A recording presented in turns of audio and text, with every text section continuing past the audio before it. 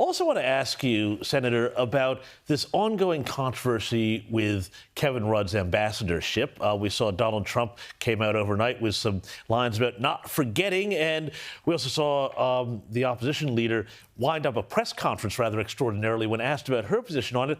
But tell us your thoughts on Kevin Rudd and his future as ambassador.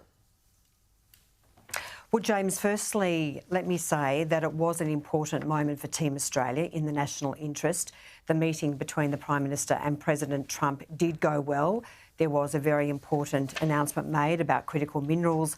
Of course, AUKUS was also confirmed after the administration's review, but we did not get any good news on the crippling tariffs on steel and aluminium, and that was pretty disappointing. But I have to say, James, it goes to the Prime Minister's judgment that Kevin Rudd was appointed as ambassador in the first place because it was well known what he said. He made some terrible comments about the President, and the President, as he's made very clear, has not forgotten, will not forget.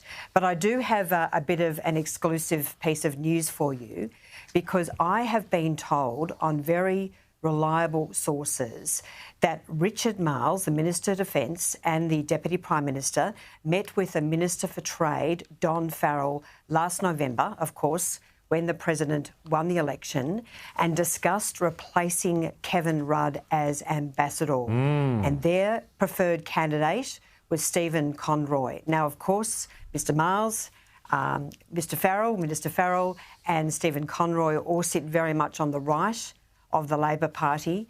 They obviously had some concerns, but I think we need to know more about this meeting. I'm not sure whether it happened in person or by phone, but I was certainly told on very reliable sources, I should say, that they were very concerned and they discussed replacing Kevin Rudd.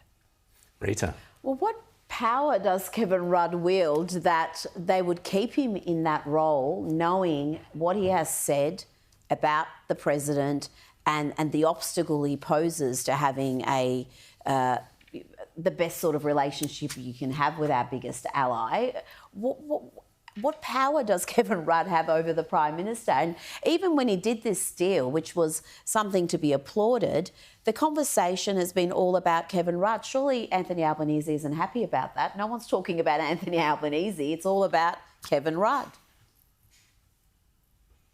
Well, I think, Rita, it goes back to the Prime Minister's judgment. I don't think he should have put Kevin Rudd in that position in the first place, given the scathing things that he said about President Trump. I mean, that's just an untenable situation. It was always going to boil to the surface. In fact, I raised these questions directly with Minister Farrell in Senate estimates about whether the relationship had improved. We knew it was, of course, what Kevin Rudd said, but it really, as I say, does go to the Prime Minister's judgment. Perhaps, Rita, he wanted to get Kevin Rudd out of Australia so he wouldn't be meddling in domestic politics. Yes. So maybe the Prime Minister, Albanese, thought that that was a good idea.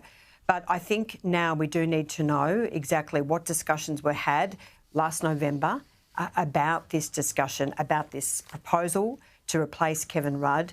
But certainly this has not gone well for Australia. And now, of course, we've heard the President is questioning the appointment and making it very clear that when America appoint an ambassador to Australia, they will consult and it will be someone that our Prime Minister likes. So that's a pretty strong hint. And Sarah, initially, I mean, one remembers these things because they were important at the time. Initially, Peter Dutton was saying, what on earth are we appointing Kevin Rudd for? What a disaster. The bloke's a disaster, quite correctly. Then, during the election campaign, much to my horror, Peter Dutton did a complete backflip and said, oh, no, I'll keep Kevin Rudd if we win election. Susan Ley, completely correctly, and I absolutely support her for saying it, came out after the meeting the other morning and said, what are we doing with Kevin Rudd then? there. He's clearly not in the national interest. And that is an ambassador's sole role, is the national interest. So what on earth is Kevin Rudd doing there? And then it appeared 24 hours later, the dreadful whoever backroom boys had got in her ear, and suddenly it was, oh, no, I don't know what she was saying. But can we please have a clear coalition position that we do not want people who are antagonistic to our key allies to be in ambassadorial roles? And the fact that even Labor, now, are your sources within the Labor Party who are telling you that this meeting or these phone calls took place to decide whether Kevin Rudd should stay or go? Should he go or should he stay? Were they within the Labor Party, Sarah? Yes, they are within the right of the Labor Party. So I'm interested to hear more about this, but clearly last year when the President won the election, there was a lot of concern. I mean, one thing is very clear about the coalition's position, Rowan. We would never have appointed Kevin Rudd as ambassador. That is very clear.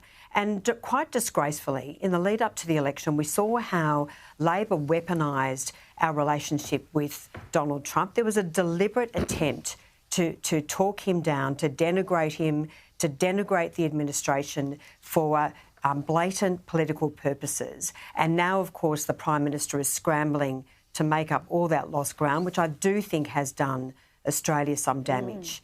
So it's very clear we would never have put him in the job. And can I quickly ask, we've got a couple more questions.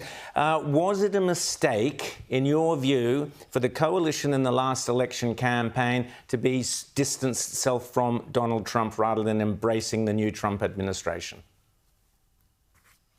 Well, I think what happened in the last election campaign is that we were hit with so many horrendous lies, and I think that did not do our relationship with the United States any good at all. It was unacceptable that Labor weaponised our relationship with our most important ally.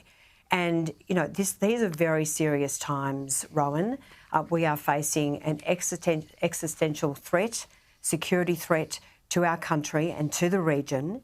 And it is more important than ever before that we have the best possible relationship with the United States. And I think it's fair to say that Labor actively went about trying to imperil that relationship in the lead up to the election.